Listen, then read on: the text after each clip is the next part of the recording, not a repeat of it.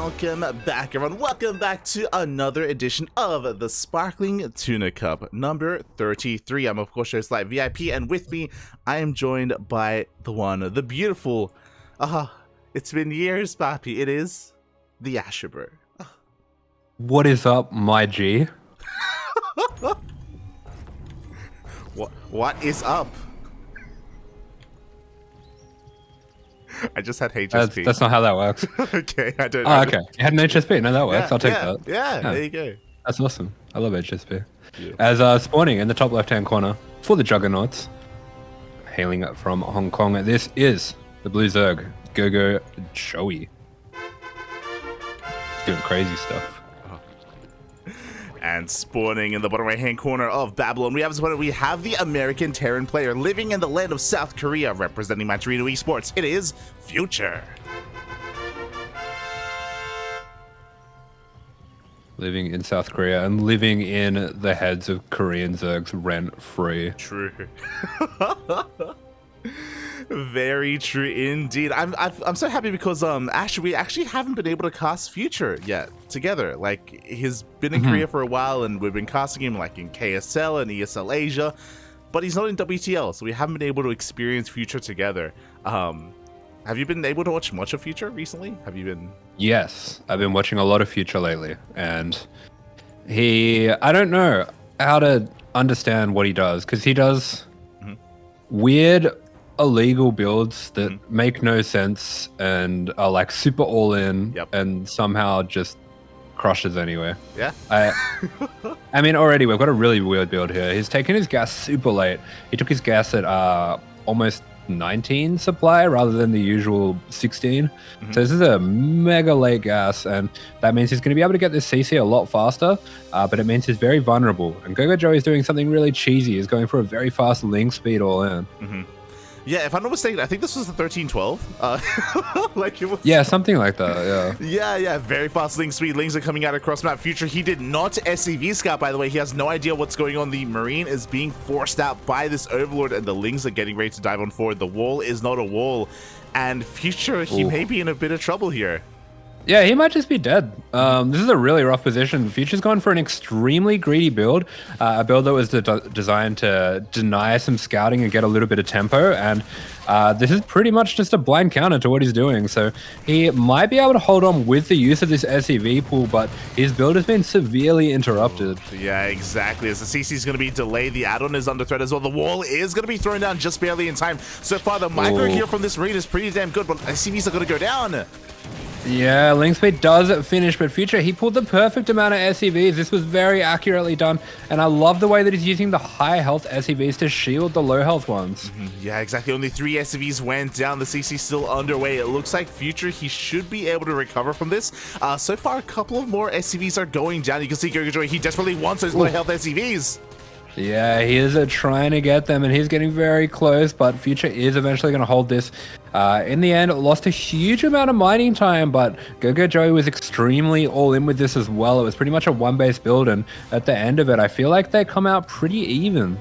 Yeah, it's so interesting here to kind of take stock at the game state at the moment, where Future is getting his natural up and running. He is slightly ahead in the worker count. GogojOey is droning heavily behind this as well. He has links to be active on the map, but you know, to Future, he has help. Yeah, I like Future's economic position, but at the same time, he doesn't really have tech. He hasn't got a factory or anything. He doesn't have much that's going to allow him to be out on the map anytime soon. So GogojOey is going to be able to drone really comfortably from here. Oh yeah, exactly. He should be able to take a third base from this point. Saturate is natural as well. I'm also really curious to see if a third Rax is thrown down as well from Future. So again, a really interesting follow-up here. Going to be very bio-heavy. Yeah, Terrans kind of don't play by the rules in TvZ anymore, and Future never really played by the rules anymore. So as much as now it sort of feels like I'm watching like a Cura Beyond or something, Future's got a lot of experience playing like this. Yeah, exactly. This may be a little bit trendy, but what you're saying is that Future, he did this before it was trendy, okay? He's the real hipster. As he's setting up for his 4X. Yeah, exactly. So he's going to be going for a very heavy Marine all in. I'm not loving it in this position just because we have such a fast link speed. Banes are a very logical transition from here as well.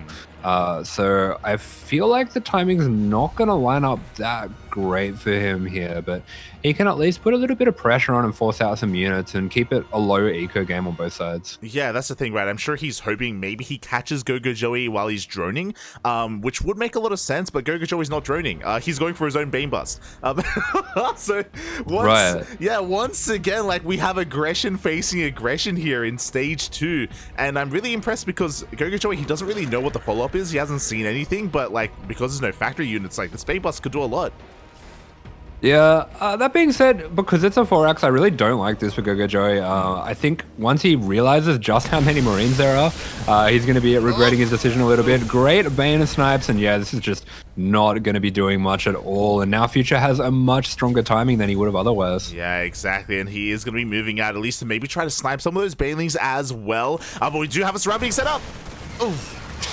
Oh, yeah, it's a decent surround. A lot of these Marines are going to be going down, so not the best of trades from Future, but GogojOey not going to be able to get too much done either. Both players sort of cancelling each other out with their slight overextensions. Yeah, exactly. And GogojOey is not stopping. He's making another wave of Banelings here, hoping that maybe the Marine count is low enough where this time it will work, and that Marine count is nowhere near as large as it once was. Yeah, this is crazy. I feel like both players are sort of getting what they want from this, but I mean, GogojOey, he's only got 5 Banes. It's just enough to break through the depot wall, and I don't think this is going to be enough Lings to be able to do that much. Yeah, exactly. As the wall does go down 2 depots, which is pretty impactful, but as you mentioned, there are plenty of Marines here to hold on. Future, he's going to be able to survive here. Again. Oh, do it.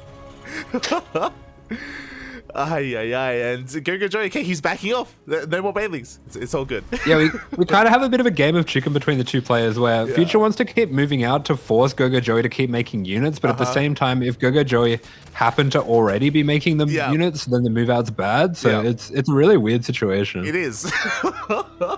And that's very GogojOey, right? Like, Future, I'm sure, against a more economic player would have found a little bit more success, but GogojOey is just as aggressive as he is. And here we go, Banelings are on the way. Future pushing on to creep. There is plenty to defend, especially with these queens, so GogojOey shouldn't take too much damage. He is making 16 more Lings behind this.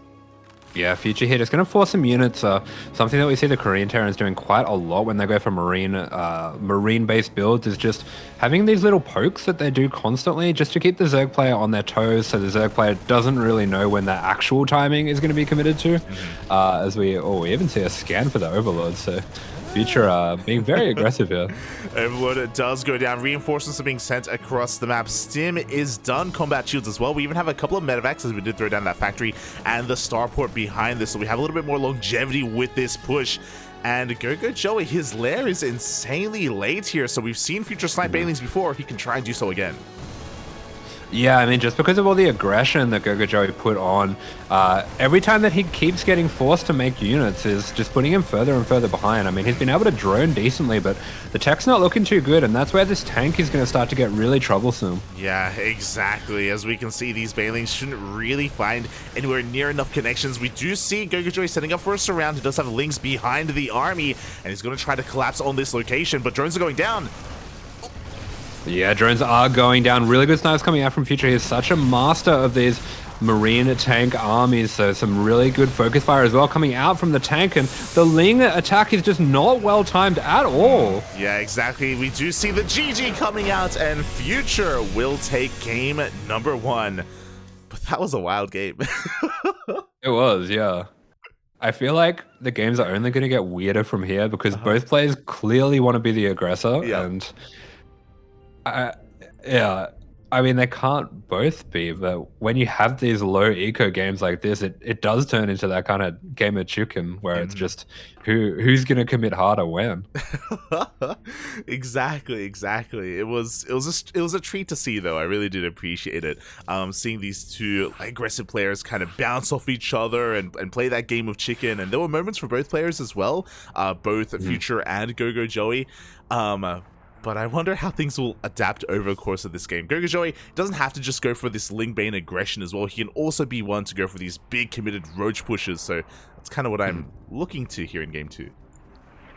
Yeah, and with that we do have a larger map, a much larger map. I've still seen GogojOey being quite aggressive on this map, but I think for Future, we might not see the same sort of thing. Something like a pure marine move out is going to be a bit more risky on such a wide open map with so many paths. Yeah, definitely. Again, Future, he has so many different play styles, right? You kind of like touched on it a little bit here, but Future, he has so many different quirks to his play, and because of that, he can be really unpredictable as well. So likewise, I agree. I feel like we're going to be seeing something a little bit different here in Game 2. Yep, and here we go. Spawning in the top left-hand corner of the map for the Juggernauts. This is GogojOey. And spawning in the bottom right-hand corner of Gressfan, we have as opponent, we have the American Terran player living in South Korea, representing Matcherino Esports. It is Future.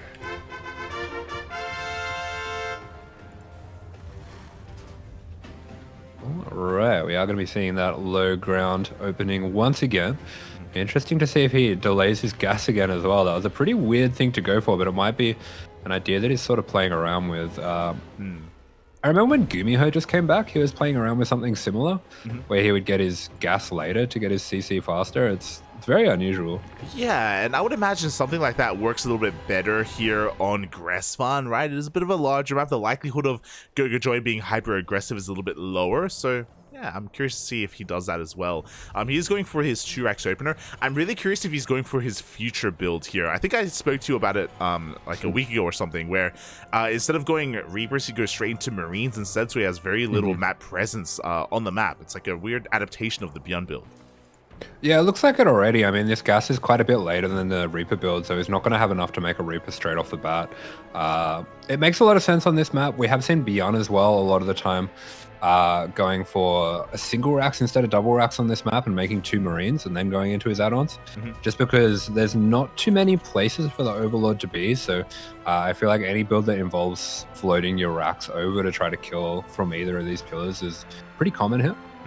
Yeah, exactly, and I'm sure GogojOey is aware of that as well. Actually sending his overlords out to look for proxies more than anything, so GogojOey also aware that his opponent could be quite aggressive, as he went for a much more standard hatch gas pool opener instead. So a standard opener here from the Zerg player this time. Meanwhile, Future is looking for those overlords. Yeah, pretty standard stuff so far, but there we go. Throws down the Roach Warren. Hasn't put off gas yet either, so might be going for a fast ling speed potentially. Yeah, exactly. We were just talking about it, right? How GogojOey, he's willing to go into these big roach pushes. I say big roach pushes. I mean, he can transition out of this depending on how committed he will be. Once again, Future, it's going to be difficult for him to prepare for this just because he didn't SCV scout and he didn't Reaper scout either. So he's playing in the dark again. Yeah, it looks like it's going to be that 9 Roach pressure as well, and without any scouting, this is a really intelligent build choice coming out from GogojOey, just recognizing that Future is going for these Marine openers. This is something that can be really difficult to hold without scouting at first. I mean, if he had seen it and he gets a bunker up and gets some Marauders with concussive, maybe I could see this working, but it's going to be pretty tough to hold. Yeah, it really is, especially with these Lings slipping on in. The Overlord is going to be going down, but the wall is not a wall. The Lings do get into the main base. We get a full scout as well, getting confirmation of the timing of the factory. Can even just cause a little bit of havoc here and just interrupt the Future, keep him busy while Roaches are coming out. Yeah, I mean, this is already a little bit sus, but it is going to be keeping him busy. Meanwhile, back at home, we do have Future only just re-landing his rack, so his Marine production pretty heavily delayed. There's certainly no bunker coming up, and at the same time, he did get an Overlord, so the Ravager is a bit delayed, as are the extra Roaches.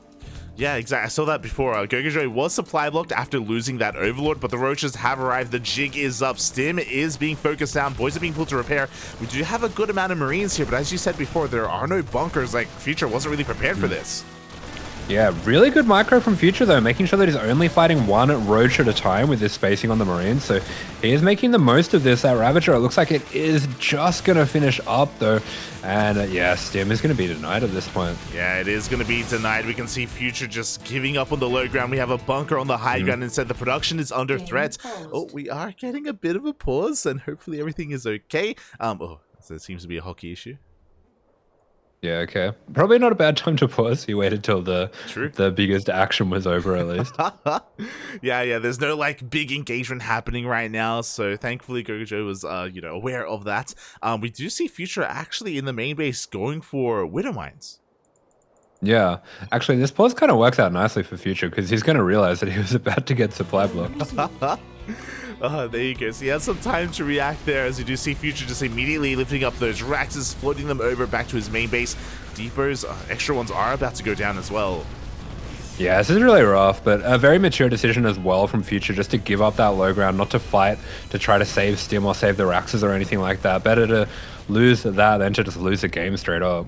Exactly. He knew that it would be an almost impossible fight for him to take to try to maintain control of the low ground. As he holds onto his main base, immediately he's going for a drop across the map. Oh, straight across an Overlord though. Pretty unlucky there. Yeah, he's forced to unload, forced to deal with this as well. The Road Ravager is going to barely keep the Overlord alive, and GogojOey is now fully aware of the drop coming across the map. We have Lings on the way, and GogojOey is droning up here on 3 bases. Yeah, so there we go. A few Lings being forced out, but these 10 Lings should be absolutely plenty for dealing what's coming his way. And GogojOey is just getting really far ahead with the droning right now. He really is. These mine shots, they need to get some damage done. We can maybe get a couple of drones here at the 3rd base. We get a couple of Overlords actually, and some workers. Very minimal losses here from Future. He keeps everything alive. Yeah, keeps everything alive for the most part. Is trying to take out these Overlords, which is not a bad choice considering roaches were made. But he's really dancing with death here. He's got to be careful. Oh, he really does. That medevac is so low, and it looks like just barely. Future does keep every one of his units alive here. So a good trade overall, very efficient trade from Future. It also forces everything back home, and Future can now retake control of his natural. Yeah, finally gets himself the breathing room to retake that natural, but behind this, GogojOey is fully droned up on his 3 bases. Probably could be taking a 4th now as well. I mean, he can really start to pull far ahead here. Yeah, definitely. It's one of those things, though, where I would say that it's GogojOey, though. So is he going to take a 4th and drone, or is he just going to make nothing but Road Ravager and push out? Like, it's a hard thing to judge with GogojOey, but for the time being, it looks like he is droning, thankfully, and Future is pushing out.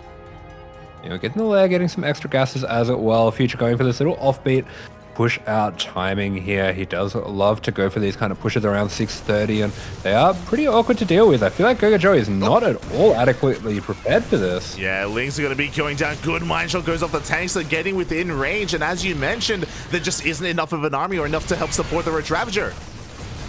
Yeah, this is headed at a really awkward time. GogojOey is looking to tech up, get his 1-1, getting his Banes and his Bane speed on the way, and this is just right before all of that kicks in. Exactly. The droning was just something that GogojOey could not really afford to do here. We didn't see the army coming out in time. The 3rd base does go down, and from here, Future, he can rotate over towards the 4th base as well. GogojOey, he does minimize his losses. He does save all of his drones, but he's taking quite some heavy hits.